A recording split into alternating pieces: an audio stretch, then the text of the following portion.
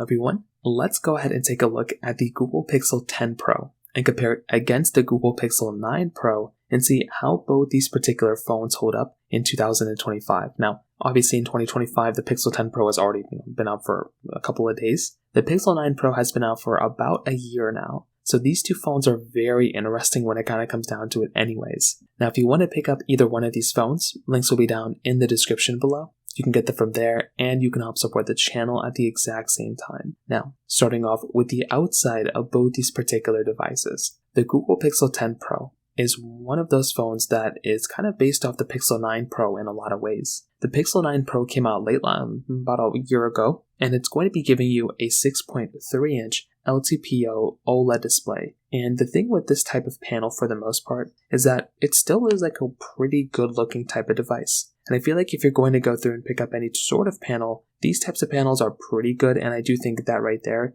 it is kind of a nice thing to keep in mind there. Now, on top of that, with this type of panel, it's 120 Hz, and it does give you 3000 nits of peak brightness. So that right there is another advantage, being able to go through and pick up a panel and pick up a phone like this, that is going to be giving you some capacity and some capability like that, because it is going to be a pretty good type of device for the most part. Again, it isn't necessarily going to be perfect, but it is going to be giving you a good option, and I do think if you are going to go through and pick up a phone, it is a pretty good type of display, and you're getting a whole bunch of display at that. Now, with something like the Pixel 10 Pro, this one is going to be giving you a 6.3-inch LTPO OLED display. So this one's going to be a little bit better in a lot of ways. So number one is the same size, so some people might actually prefer it at being the same size. But on top of that, it's also going to be giving you 3300 nits of peak brightness. It's the same type of technology, same refresh rate, but having that higher brightness is something that's really, really cool. And that right there can be another really big advantage for this type of device as well. Like if you're going to go through and pick up a device like this, isn't it so nice to be able to go and pick up a device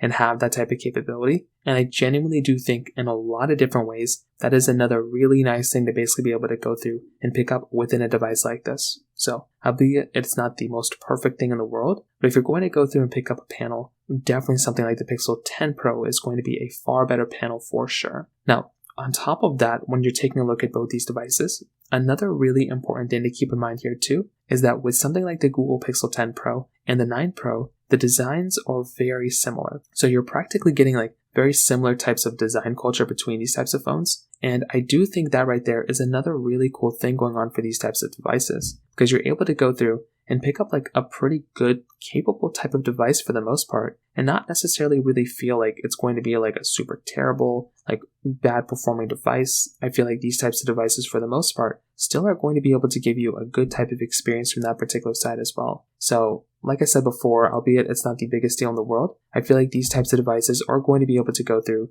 and still give you like a decent type of layout for the most part, although it isn't like the most perfect thing in the world. On the back side, they're both giving you frosted glass backs, both giving you wireless charging and reverse wireless charging, but the Pixel 10 Pro actually does give you that MagSafe-esque type of capability inside of that type of device, which is actually a very nice thing to have. So you do kind of get that type of capability inside of that type of device. So that right there is also a nice thing. If you're going to go through and pick up a device, I do think having that type of capability inside of the Pixel 10 Pro is actually a very, very nice thing. And that does kind of help the case out for this type of device when it comes down to it as well. So overall, what I can definitely tell you is that with something like these two phones on the exterior, I do like the way they look, and I definitely do think there's a lot of good capability between them for sure. So from that side, that kind of covers it up there. Now, when it comes down to the camera side, this is also another really interesting takeaway. So between both these phones, they're both giving you practically the same megapixel count on all the cameras. So on all the cameras, they're giving you a wide ultra-wide telephoto lens. So there isn't really a difference from that side. They're both giving you like the same type of, system from that side. They're both able to give you 8K capability on the back side and 4K at 60 on the front side. And there's really not that big of a difference here. You're practically getting the same type of layout. And I definitely do think if you're going to go through and pick up a phone, this is without a doubt another really big takeaway here, because both these phones are practically giving you the same type of experience. So it's not really like a system of, which one is going to be the nicer looking one or whatever, because they're both practically the same. But if you're going to pick up one, the Pixel 10 Pro is going to be the better looking one. Those photos are probably going to look better. And that one has the highest likelihood of kind of performing at a better rate than something like a Google Pixel, 9 Pro. But even at that point, like I stated before, it's hard to tell like which one is going to be the better one in almost every single way. And from what I can tell you, they're both very similar. And just from the photos that I've seen, they're both kind of the same type of system kind of thing going on for them. But that's not a bad thing either. Like that means that both these phones still have a bunch of capability, and they're still going to be able to go through and give you a lot of cool things going on for these types of devices when it comes down to it from that side as well. So I will definitely tell you from that side too, that right there is another really nice thing. And I definitely do like being able to go through and pick up devices like this that are going to be able to give you very good, very fast and capable types of phones when it comes down to it from that side as well. So from that side too, I think that is like another one of those small little tiny things that kind of make me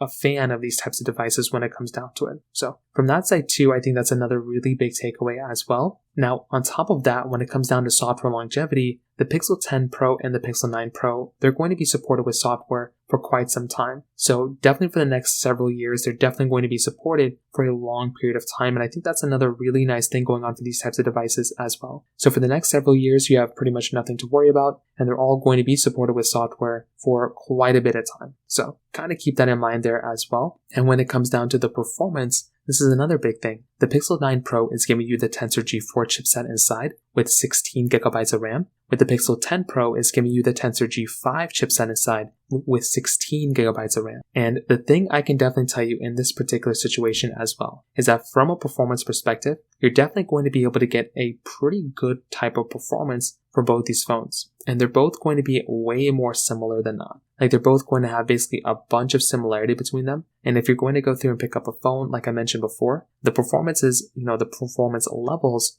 are going to be very, very similar. So I feel like from that side too, that is a really important thing to keep in mind, right? So definitely when you're looking at these types of phones from that perspective, you're definitely going to be able to get a really fast and really capable type of device. But I still think both these phones don't really compare like the best when it comes down to something like something more like a Google Pixel type of device for the most part. So I feel like that right there is another big takeaway. But for the most part as well, I don't really think it's the biggest type of deal ever. And I think that's kind of another big thing to keep in mind there as well. So to kind of sum it up, what I can definitely tell you is that these types of devices for the most part, I think still hold up very well. And clearly something like a Google Pixel 10 Pro is probably going to be the better one. But with that being said, I still think a device like a Google Pixel 9 Pro is like 99%. I think that's like another really, really important thing to keep in mind here too. So you're not really getting too many differences, but still to this day, I would still probably tell you that if you're going to go through and pick up a device, these types of devices are still very fast, very capable, and I would probably say that something like a Google Pixel 10 Pro is the better one. But even at that point, I still think I would rather buy something